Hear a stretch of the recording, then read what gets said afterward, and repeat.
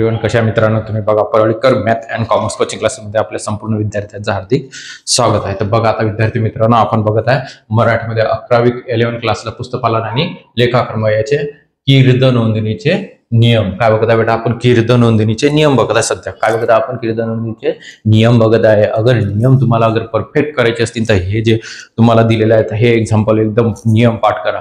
तुम्हाला नियम सांगत आहे बेटा कोणत्या पद्धतीने नियम येऊ शकतात हे त्याचे नियम दिलेले आहे। आपल्याला कीर्द नोंदणीचे आपण नियम बघत आहे, कीर्द नोंदणी नाही बघत आहे।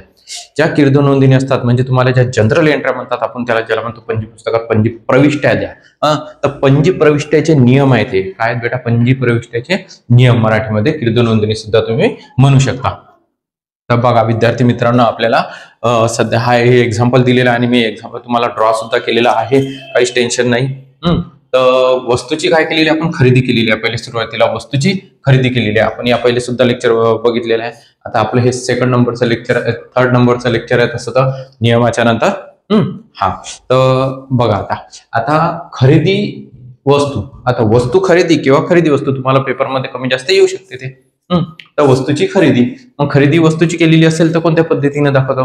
तर वस्तू आपल्याकडे कमसील येत आहे। मी सांगितलं तुम्हाला संपत्ती अगर येत असेल तर काय करायची? ती नावे करायची, आणि संपत्ती अगर जात असेल तर ती काय करायची? जमा करायची। काय करायची बेटा? येत असेल तर नावे, जात असेल तर जमा।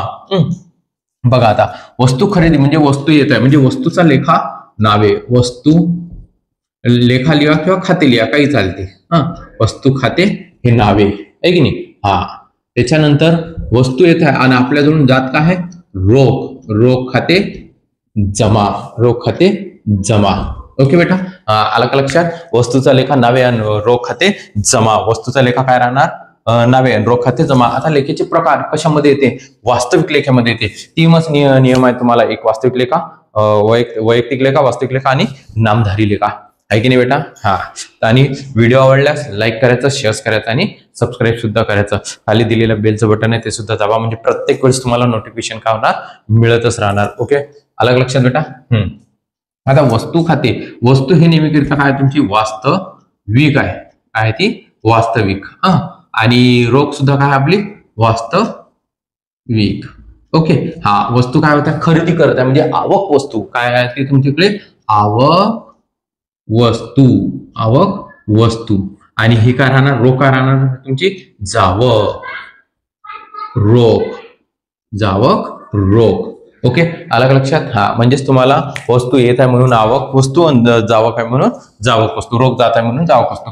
भाड्याने दिले, आता भाड्याने दिले, मग भाड्याने दिले म्हणजे काय दिले? आपलं घर असते भाड्याने दिलेलं असते किंवा भाडे दिले। मग आता इथे दिलेला भाडे दिले म्हणजे आपण जे शॉप चालवतो म्हणजे आपली जी दुकान असते त्या दुकानामध्ये आपण काय करत आहे? भाडे देत आहे, म्हणजे त्या दुकानाचं आपण भाडे देत आहे म्हणजे आपल्या जवळची रोख काय होत आहे? जात आहे, म्हणजे खर्च होत आहे। दिले जेवढे असतील ते खर्च, एक्सपेन्सेस असतात। काय असतात तुमचे? एक्सपेन्सेस। म्हणून एक गोष्ट लक्षात ठेवायची, तुमच्याकडची रोख काय होत आहे? गोज आउट होत आहे म्हणजे जात आहे। जाणारी रोख काय करतात? जमा करतात। आणि भाडे म्हणजे भाड्यापासून जात आहे, भाडे खाते किंवा भाडे लेखा, भाडे नावे चला। आणि त्यानंतर तुमची रोख काय होत आहे? गोज आउट होत आहे, रोख खाते जमा, रोख खाते जमा। भाडे खाते नावे, रोख खाते जमा आहे की नाही? तर भाडे आपल्या कशामध्ये येतात? नामधारीमध्ये येतात। भाडे कशामध्ये येतील? नामधारीमध्ये येतील। कशामध्ये येतील बेटा ते? नामधारी। आणि रोख कशामध्ये येणार? वास्तविक।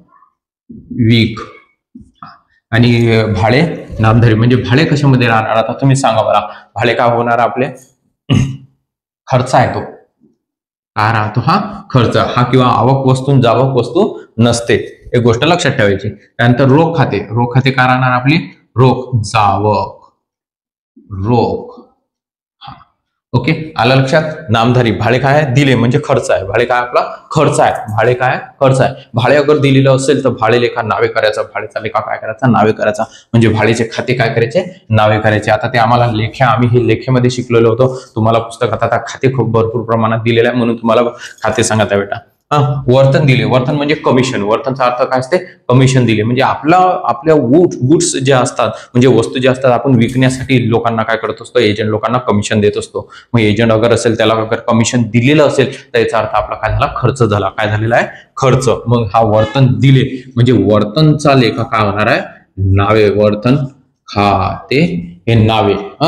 आता आम्हाला विकलन समाकलन बी होतं, लेखा आणि विकलन समाकलन आता ते नाही आहे पुस्तकात तुम्हाला. वर्तन तुमच्याकडची जाणार काय, रोख खाते जमा. काय होणार आहे, ती जमा होणार आहे की नाही. वर्तन खाते नावे आणि रोख खाते जमा. वर्तनचा खाते नावे आणि रोख खाते जमा, ही गोष्ट लक्षात ठेवायची. आता वर्तन कशामध्ये येते, मी तुम्हाला सांगितलं खर्च आहे तो नामधारी मध्ये येणार. कशामध्ये येणार, नामधारी. आणि हे काय राहणार आपले, खर्च. रोख कशामध्ये येते, वास्तविक. रोख नेहमीकरिता अगर जावक असेल तर ती जमा करायची. रोख नेहमीकरिता अगर जावक असेल तर काय करायची, जमा. रोख कधी येत असेल तर ती करायची नावे. फक्त रोखवर लक्ष ठेवायचं. कशावर लक्ष ठेवायचं, रोख, पैसा. पैसा येत असेल तर नावे करा, तुमच्याजवळून जात असेल तर जमा करा. मग ती वस्तू खरेदी असो, विक्री असो, तुम्ही वर्तन दिलेलं असो, भाडे दिलेलं असो, हमाल दिलेली असो, भाडे मिळालेलं असो, तुम्हाला वर्तन मिळालेलं असो, भाडे मिळालेलं असो, काही पण असो, अगर येत असेल तर नावे करा आणि तुमच्याजवळून जात असेल तर ती जमा करा. ही गोष्ट लक्षात ठेवा.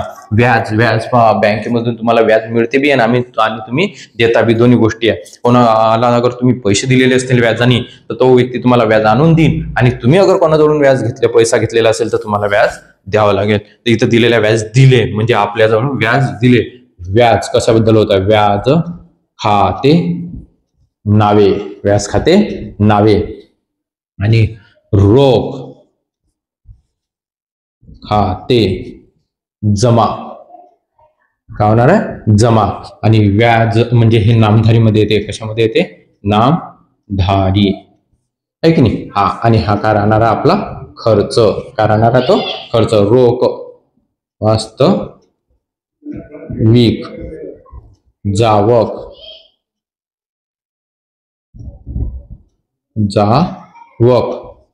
रोख जावक काय राहते, रोख राहते. ओके, आलं लक्षात, समजलं बेटा. एकदम सोप्या आणि साध्या पद्धतीमध्ये मी तुम्हाला गणित समजून सांगत आहे, नियम समजून सांगत आहे. हे नियम पाठ करा आणि लक्षात ठेवा.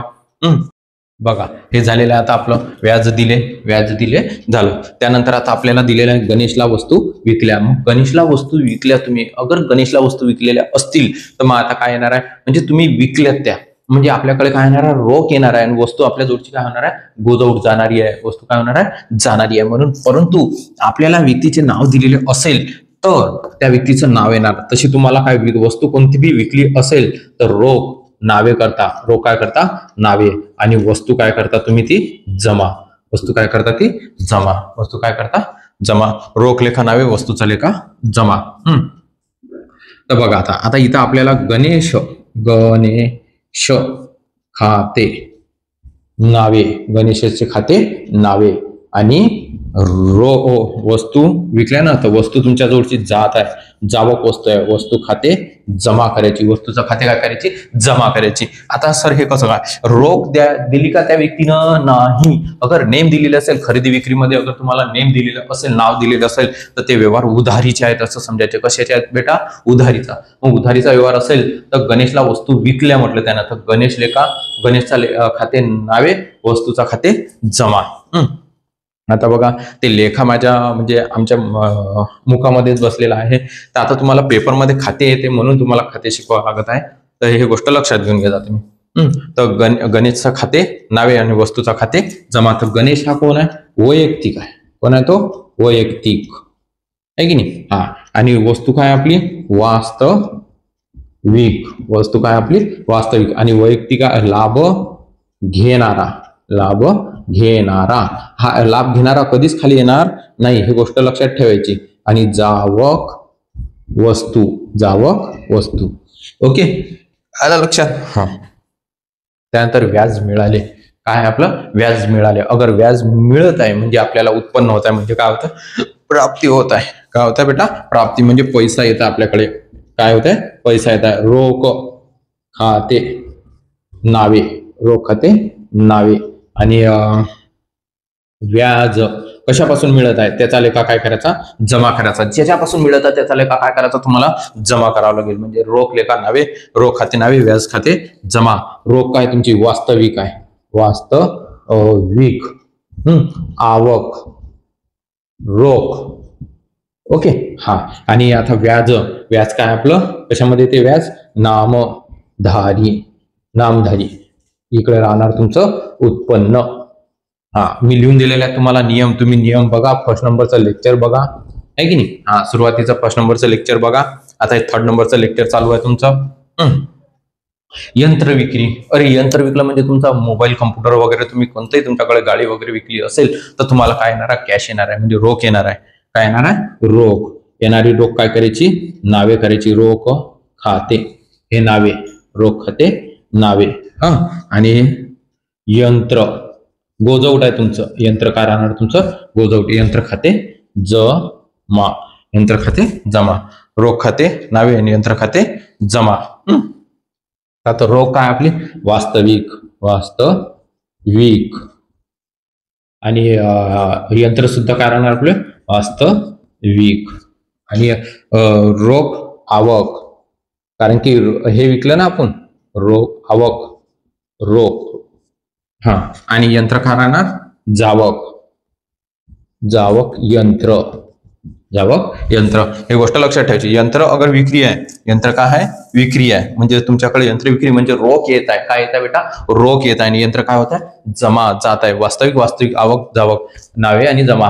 हे या पद्धतीचे नियम तुम्हाला जे शिकून राहिलो, या पद्धतीचे नियम तुम्हाला कुठेच मिळणार नाही. हे नियम मी तयार केलेले आहे बेटा, एकदम साध्या आणि सोप्या पद्धतीमध्ये लिहिलेले का माझ्या विद्यार्थ्यांना समजण्यासाठी. ही गोष्ट लक्षात ठेवायची. तर बघा आता फर्निचर खरेदी.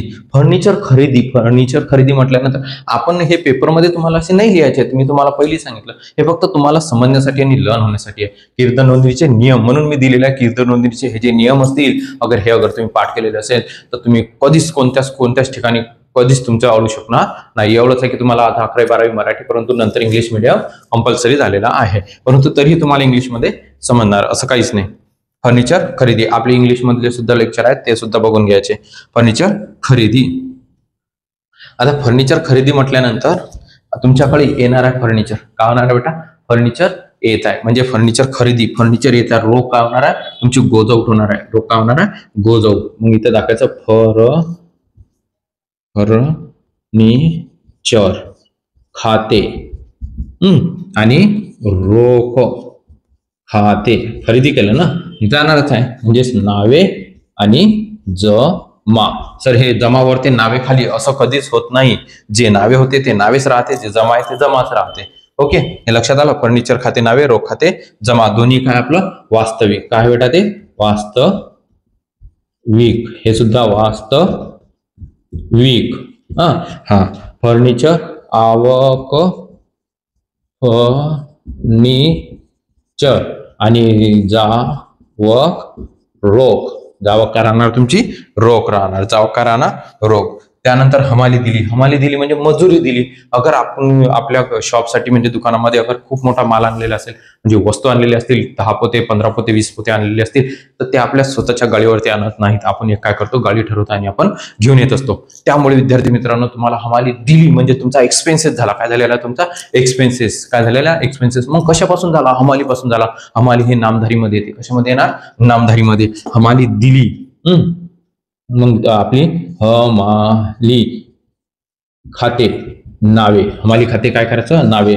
आणि रोख खाते काय करायचं आहे तुम्हाला, जमा. म्हणजे हे नावे आणि हे काय होणार आहे, जमा. हा, मग हमाली कशामध्ये येते, नामधारीमध्ये येणार. कशामध्ये येणार ती, नामधारी. आणि रोख कशामध्ये येणार, वास्तविक. आणि नामधारी काय राहणार आहे तुमचा, हा खर्च. आणि रोख जावक रोख. जावक रोख. आलं का लक्षात. हा, आणि हे काय करायचं आहे तुम्हाला, क्लोज करायचं. काय करायचं बेटा, क्लोज करायचं. समजलं. हा, हे काय करायचं, क्लोज करायचं. ओके, आलं लक्षात. संपूर्ण व्हिडिओ आवडल्यास लाईक करा, शेअर करा आणि सबस्क्राईब सुद्धा करा. स्क्रीनशॉट काढायचा असेल काढून घ्या. माझ्या मित्रांनो, नक्की सबस्क्राईब करा, म्हणजेच मी अजून तुम्हाला व्हिडिओ भरपूर प्रमाणात टाकील. समजलं. जय हिंद, जय महाराष्ट्र.